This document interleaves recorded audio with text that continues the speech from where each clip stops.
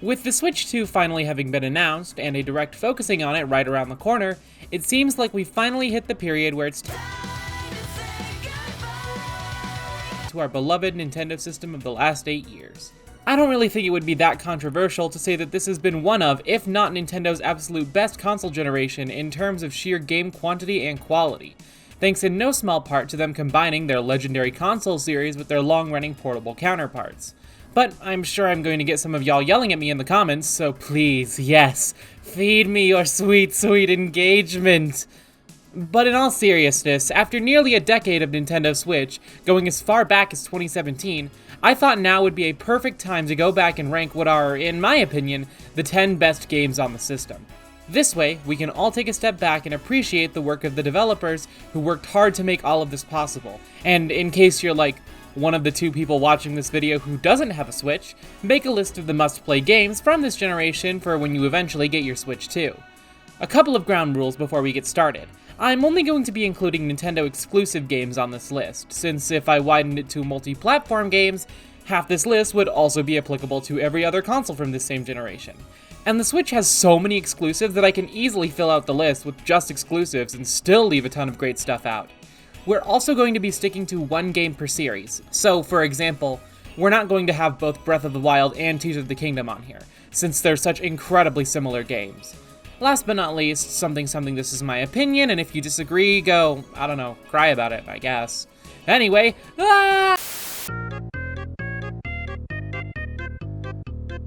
This game got so overlooked, and I will scream about it. So hi, I'm Kit, and I'm fucking biased.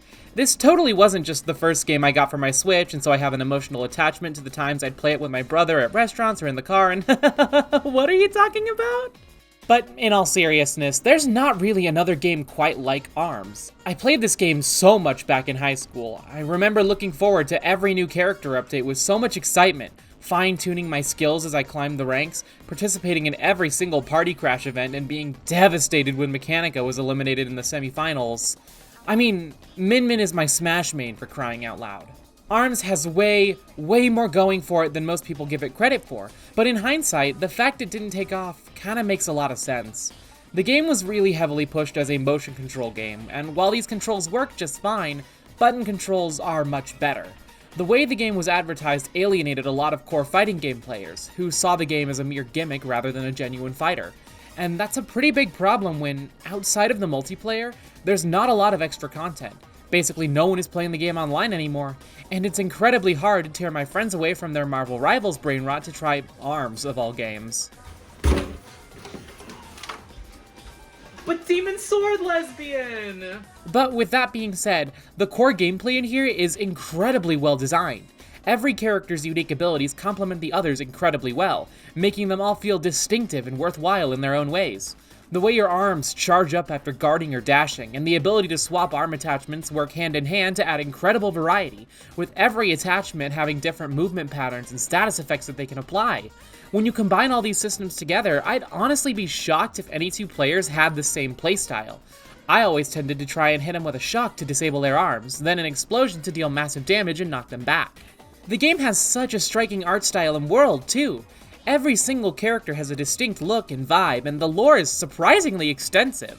You can absolutely tell that they were trying to replicate a lot of that lightning in a bottle energy Splatoon had, and there's a ton of DNA shared between the 2 series. And don't even get me started on the music. Whoa, whoa. But all that said, ARMS is really worth giving a shot. It's one of the most unique fighting games out there. Maybe not worth full price, but if you have a chance to check it out, don't pass it up. I'm really hoping this game gets another chance someday, as with a little polish, more content, and better marketing, I think this game really could turn into another smash hit for Nintendo on the Switch too.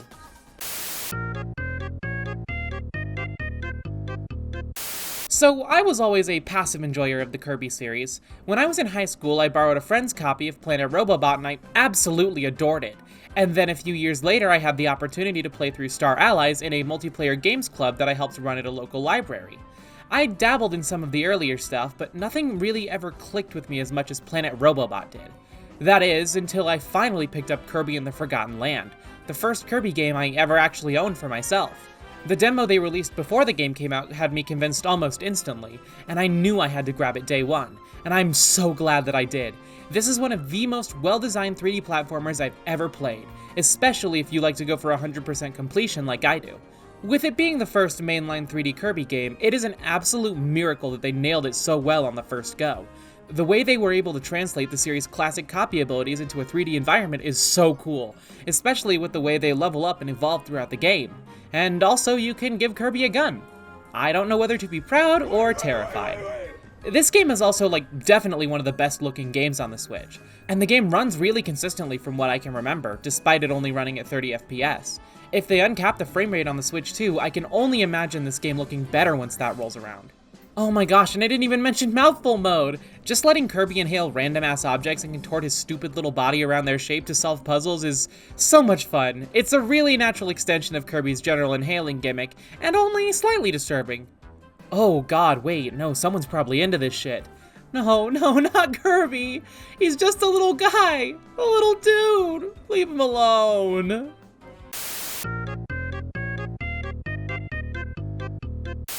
Finally, at number 8, we have Mario Kart 8 Deluxe.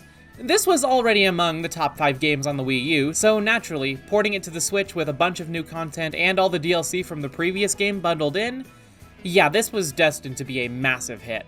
It is very unsurprisingly the best-selling game on the console, with nearly 70 million sold of this version alone.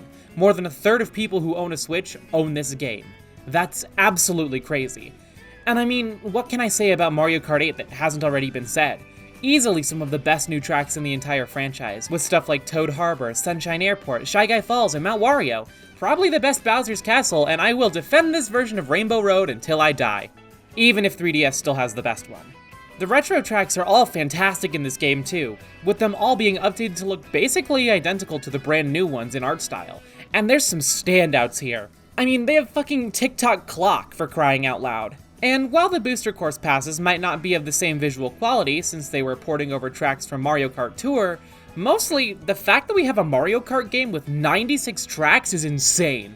They still should have brought back Airship Fortress though. Every day without it is a step closer to a sad, miserable end. The best thing this game has going for it is absolutely its battle mode though, which is without question the best in the series. 5 battle modes compared to most Mario Kart games is 2, some absolutely fantastic battle maps, both new and returning, and a fucking Splatoon map? I will never ask for anything ever again. Except for more Splatoon tracks. Those are good. Honestly, the only thing that could have been improved with this battle mode is more maps to play on. 8 is a little too few compared to the track count. Oh my gosh, and yeah, this is the first Mario Kart to have crossover content. Unless you count, Rob in Mario Kart DS, I guess, or Pac-Man and Don-chan in the arcade games. But the Zelda track, the Inklings, Link, Villagers, and Isabelle all as playable characters, and the absolutely fantastic takes on the F-Zero tracks with that glorious saxophone. People will absolutely shit on me for this take, but I desperately want the next Mario Kart to focus more heavily on crossover content. Give me more tracks and characters from across Nintendo's Rogues Gallery, or even some third parties. Can you imagine how hard a Wily Castle course would go? Do you see the vision? Anyway, saxophone, go!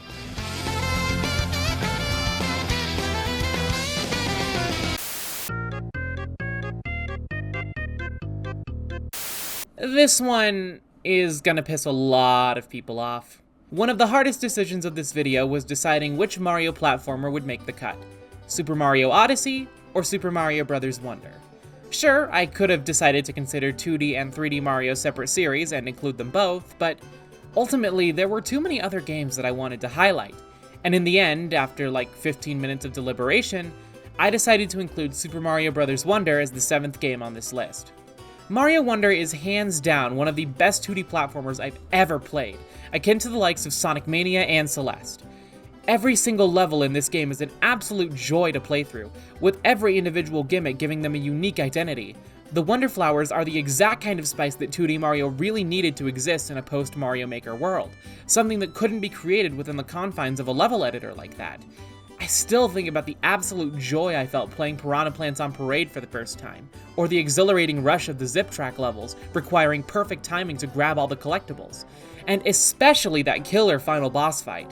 I 100%ed this game gleefully, which is especially crazy considering this game came out the same week as Sonic Superstars and the same day as Insomniac's Spider-Man 2, two games I was significantly more excited for. And also, speaking of, please go check out my review on Spider-Man 2 if you're interested. I put so much work into that video and then, like, nobody watched it. But this game just oozes creativity. The amount of personality each of the characters have, and the gorgeous art style only enhances the fantastic atmosphere this game has. It's the first mainline Mario game where Daisy is playable. You know, Daisy. One of the, like, 3 stereotypes of all us trans women. We all love Daisy.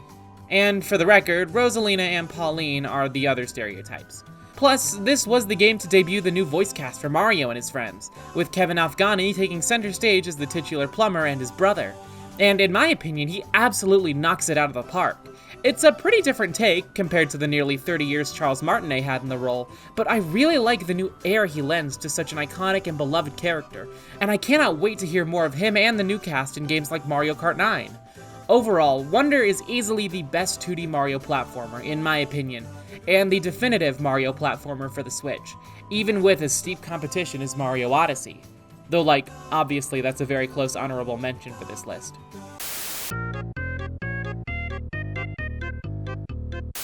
Pokemon on the Nintendo Switch has had a really rough go of things, and honestly, I don't think a lot of that's entirely deserved. Sword and Shield had its issues, but a lot of these are the same issues that were present in the 3DS games, too. Dexit was just the tipping point that caused everyone to finally start noticing and over-exaggerating them. Brilliant Diamond and Shining Pearl are fine for what they are, being mostly one-to-one remakes of Diamond and Pearl, but because they largely ignored the improvements Platinum made and weren't the full-blown high-budget remakes fans wanted, they're largely despised. Scarlet and Violet have some incredibly glaring technical flaws, but in terms of game design, they set a promising template for future Pokemon games to follow in the footsteps of. But, in my opinion, the most overlooked Pokemon game on Switch is easily Pokemon Legends Arceus. Because this game came out the same year as Scarlet and Violet, it really didn't have the same lasting impact that most other mainline titles do, but in my opinion, this is the most creative the series has been, well, ever, really. Reinterpreting Pokemon as an action RPG and giving you systems to try and catch Pokemon without battling them, adding massive boss-type alpha Pokemon to these environments, this is my second favorite game in the franchise, only behind Sun and Moon. I've recently been continuing my journey to 100% Dex completion with my girlfriend now that I successfully got her hooked on Pokemon, and it's just made me remember how much fun this game really is. That's not to say it's without its issues. The game isn't a graphical powerhouse or anything, and there's some minor quality of life features the game is in desperate need of. And battling is simplified and takes a backseat in this game, but the stuff this game does right, it does fantastically. Legends Arceus is exactly what the Pokemon franchise needed to shake things up, and I genuinely hope this becomes a parallel series running alongside the more traditional mainline Pokemon games. And with Legends ZA coming out later this year, it really does seem like that's the direction they're taking. I just hope they don't stray too far from the formula this game laid down for it. They absolutely just need to take what worked here, refine and expand upon it, and, you know, don't release this game the same year you launch the next big generation of Pokemon, and only 2 months after the last mainline Pokemon games.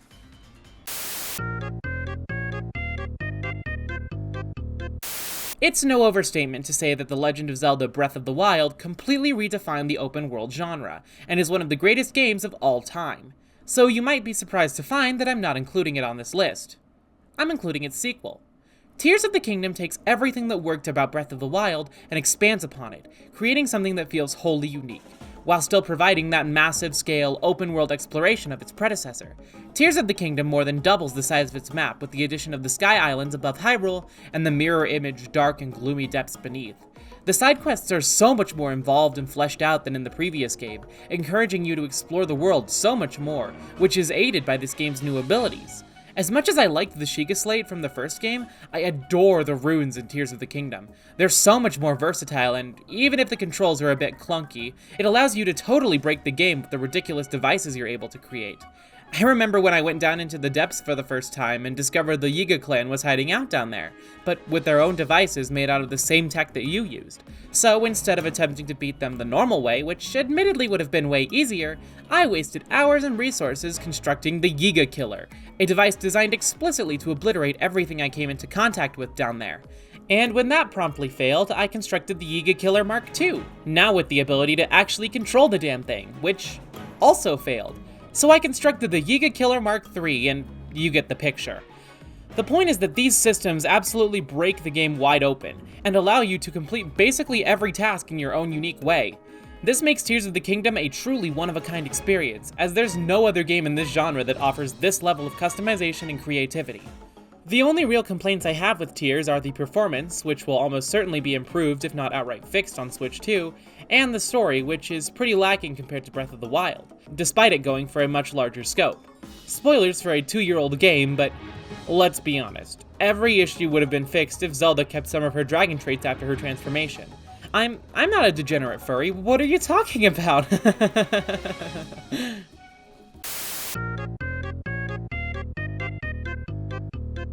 Yeah, this is the best Metroid game of all time, and I'm totally qualified to say that. I've played like 6 of them. Dear God, how is this game so good? Mercury Steam are like the Metroid wizards or something. What were they on when they made this game? And were I not eternally sober, I'd ask if I could have some, because this is without a doubt the best 2D Metroid. I know Super Metroid stands are gonna get pissed at me for saying that, but I'm sorry, the Mercury Steam games just control so much better than anything that came before them. Dread takes everything that worked about Samus Returns and translates it into a fantastic original game. The movement is buttery smooth, and the ability to melee counter while moving helps make combat more fun than any other 2D Metroid. The ability variety and the order in which they're doled out to you is a lot of fun, especially given you don't even get the Morph Ball until like halfway through the game, which ripples throughout the early world design and helps this game feel particularly unique. The fact that you're climbing to the surface of this planet rather than descending into its depths truly gives Dread a unique identity. And the story is genuinely fantastic, building up one of the best antagonists in the Metroid series with Ravenbeak. And that's without even mentioning the fantastic way the Emmys weave their way into the game, making every second you're in their zones feel tense and genuinely terrifying. The entirety of Dread's design encourages you to keep moving. Don't stop, keep moving. Which is especially incredible for people who like to speedrun these games. While I'm not a speedrunner myself, I've heard this game is great to speedrun, and that some of the sequence breaks within are incredibly fun to pull off. Dread also looks phenomenal, and almost certainly would be the best looking Metroid game if Prime Remastered didn't exist. There's so much good in Dread, and it's such a shame that I rarely ever see anybody talk about it anymore, because this game was absolutely monumental when it released. Just the fact that it was called Dread, the Metroid game that had been teased since the DS era, the conclusion of the original 2D Metroid saga. In my eyes, this game can do absolutely no wrong. You even get to play as Metroid in a Metroid game. Like, what? What the fuck?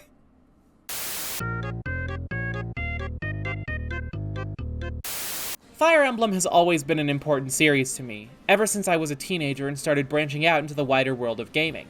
So when Fire Emblem Three Houses was announced about a year into the Switch's life, I was absolutely ecstatic.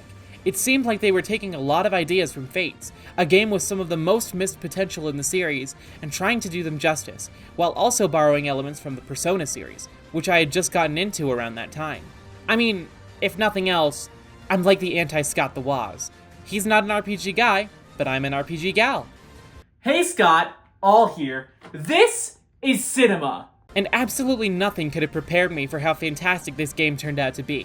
I remember preloading the digital version while I was on a road trip with my family, straining the public Wi-Fi at a dinner with my brother's soccer team, desperately trying to get the game to unlock, and blasting through almost 2/3 of my first playthrough on that trip alone. This game lets you pick between the titular 3 houses, each with a distinct cast and story, those being Fuck the Church, Emo Boy and His Merry Men, and the correct one. This makes the game incredibly replayable, especially considering one of the routes splits again at the midpoint. I've still only done 2 of the game's routes, and I fully intend to go back and finish the others at some point. Admittedly, this game is a bit more of a personal pick for this list, as it is incredibly flawed, like most Fire Emblem games tend to be. The visuals in this game are, like, laughably bad for a Switch game. The frame rate absolutely chugs at certain points, some of the maps can feel incredibly samey, and certain aspects of the story are not well explained. But I believe the strength of the characters' personalities, the flexibility of the game's character building systems, and the solid gameplay core more than make up for Three Houses' shortcomings. I suppose you could also put Engage on this list, as it's kind of the inverse of Three Houses' issues. Terrible story and characters, but almost flawless visuals and gameplay. I just put 3 houses here because I vastly prefer it as a matter of personal taste. But also, if you can, play the DLC along with 3 houses. I've seen almost nobody talk about Cindered Shadows aside from hardcore Fire Emblem fans, and it's genuinely one of the stronger DLC campaigns on the Switch. Plus, it has some of the most fun characters in the game, namely Yuri. No, not Yuri. Yuri. Also, for those complaining about the lack of Xenoblade on this list, I'm so sorry, I haven't played any of them fully yet. Here's my friend Hazel, a diehard Xenoblade fan, to satisfy you. Xenoblade.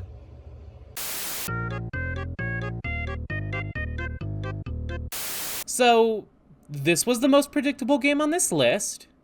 What can you say about Smash Ultimate that hasn't already been said?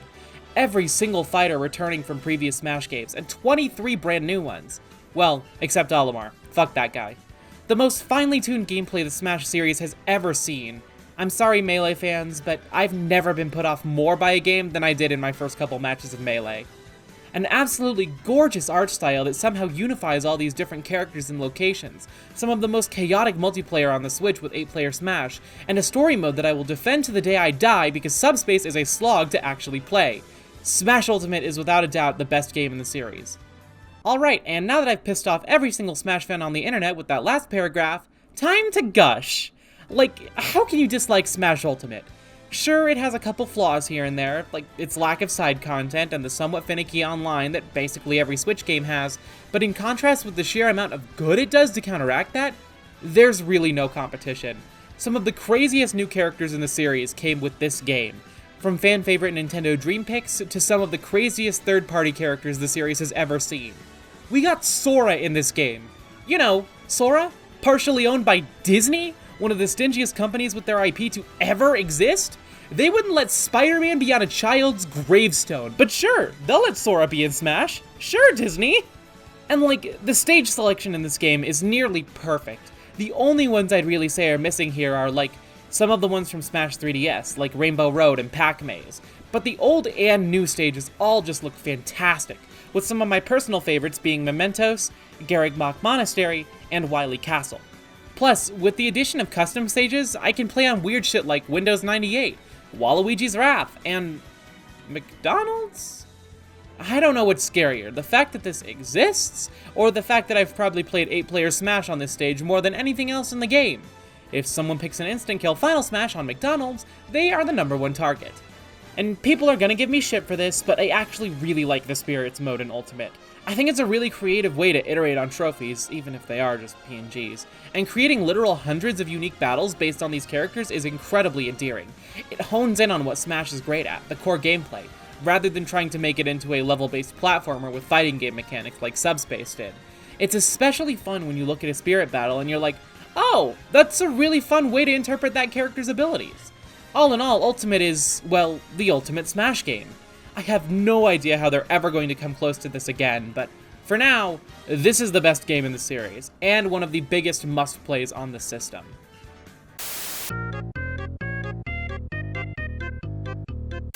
When Squid Game came out, I thought people were talking about the Splatoon lore. I have a problem.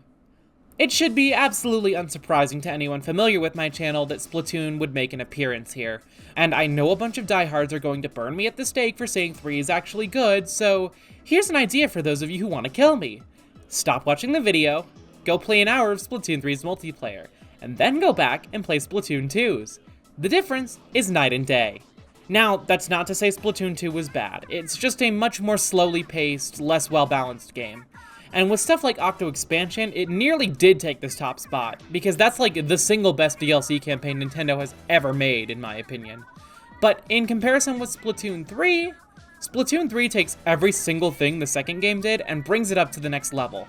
Fantastic weapon design, a much faster pace to combat thanks to the new movement tech, generally decent stage design, and yes, I will stand by that competitive community, improvements to nearly every aspect of Salmon Run, a story mode that far outshines the first 2 games' offerings, and a DLC campaign that, while not quite as great as Octo Expansion, offers something truly unique that nothing else in the series comes close to. And that's not even considering the update cycle and structure. I seriously think people are nostalgia blind to the update structure of Splatoon 1 and 2. Because the sheer amount of new content and the general quality of it is unmatched, at least in my opinion. I mean, hell, I made 2 entire videos talking about this shit just to prove 3 had the better updates. Which you should go watch, by the way, because I'm very proud of both of those videos. The Splatfests, though a little bit unbalanced thanks to the new 3-team structure, were also super creative, along with Tricolor Turf War being a decent replacement for the shifty stations in Splatoon 2, and that grand festival. I don't think I've ever had more fun with Splatoon than I did that weekend. And bringing back the hub worlds from both of the previous games as part of the DLC was just the cherry on top. And for those of you who aren't autistic as fuck like I am, to boil all that down into something somewhat understandable, this is the best shooter on the Switch. It has incredibly creative gameplay, very solid single-player content, and generally just good vibes. If you only ever play one Switch game, make it this one, as long as you're willing to play online. With all that said, those are, in my opinion, the must-play games for the Nintendo Switch. Now that the Switch 2 is right around the corner, and we're likely drifting toward the end of support for the first one, these are the games that, in my opinion, define this generation. Whether you play them in the next couple months while you wait for your Switch 2, or they're some of the first games you play on this new console thanks to its backwards compatibility, I do genuinely hope that you'll try each and every one of these games at some point. They are all absolutely worth the play. Wait, what do you mean I forgot about Animal Crossing? Oh no. No, they found me. I don't know how, but they found me. Guys, you have to get me out of here. Let me out!